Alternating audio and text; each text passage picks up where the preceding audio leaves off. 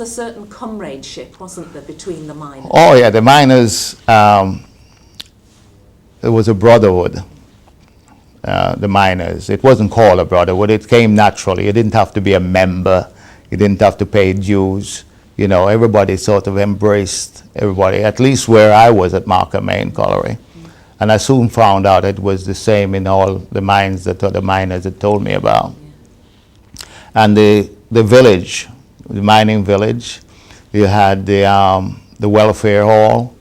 You know, you go in the daytime or nighttime dancing at weekend, and you met all the people from the village. And it was a vibrant community area. And each village, each pit had its own brass band? Yes, they had some more famous than others. Atfield band was quite famous.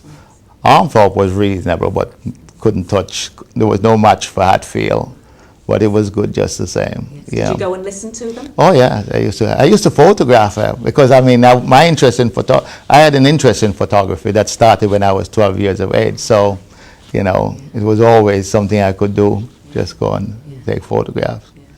Yes. So did you find then, being a Jamaican, that you were still accepted as a miner? Oh yes, yes. I mean, they were helpful. Everybody had, that comradeship was a protection against, you know, people who were insulated, sort of thing, about anything from outside, to make sure that each one is helping each other to make sure that everything is fine, that you went down together. It didn't matter if you were fighting last night, you know, but once you went on the cage, it was a different ball game. Yeah. Well, once you went to get your lamp, that's the first thing you do. You get your lamp, you get a disc, a number, yeah, something similar to that, yeah, and you get a number, and that's the number, and that's one way of checking to make sure that everybody is back up out of the pit, because you have to hand that in, you know, and then you have your shower. And then you go into the miners' canteen, and we drank a lot of milk in those days, so milk and pork pies. Standard diet. Standard diet, yeah. So did you live in one of the villages? No, did you I didn't live. I lived in the miners' hostel for a considerable time. For the 5 years that I spent in the pit, I stayed at the hostel. When I left, of course, because you couldn't live there if you weren't a miner, so I got accommodation elsewhere, and I went to work for International Harvesters. Yeah. So the friends that you made when you were a miner, did you keep those friends? Yes, yes.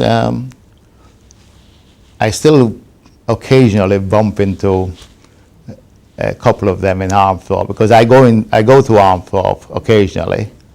Yeah, so I still see some of them. Some have passed on. Yes. Now I know you weren't actually working in the pit when the strike, 1983-84 strike. No, I was on public transport then. That's right. But I remember you told me how you felt about that.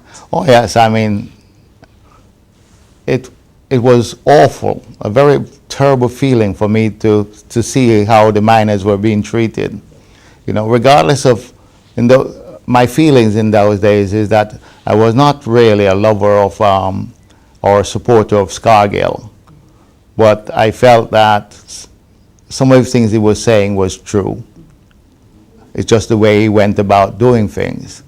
But when the Thatcher government decided that they were going to take on the miners, you know, and at this time, we've come a long way now. Yes. Yeah. At this time, I was living where I'm living now, in Wormsworth. And I used to walk down to the back to catch the bus. And used to see all the vehicles coming with all the police, and they look very military, right? And I have a military eye, so I mean, they look very military to me. And it was very scary to see. They'd be going up to Edlington? They were going up to Edlington, yeah. And I remember I was an inspector on the buses at this time. And I remember going to Rosington to pick up a driver because he hadn't responded to his starting time. So I left Leicester Avenue to go and pick him up. And it was during this awful period.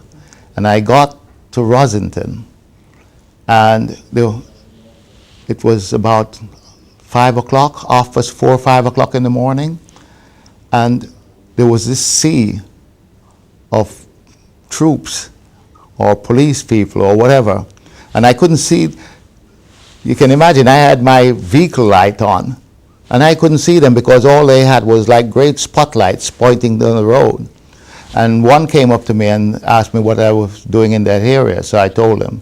He said, well, go and do what you have to do and get out quickly.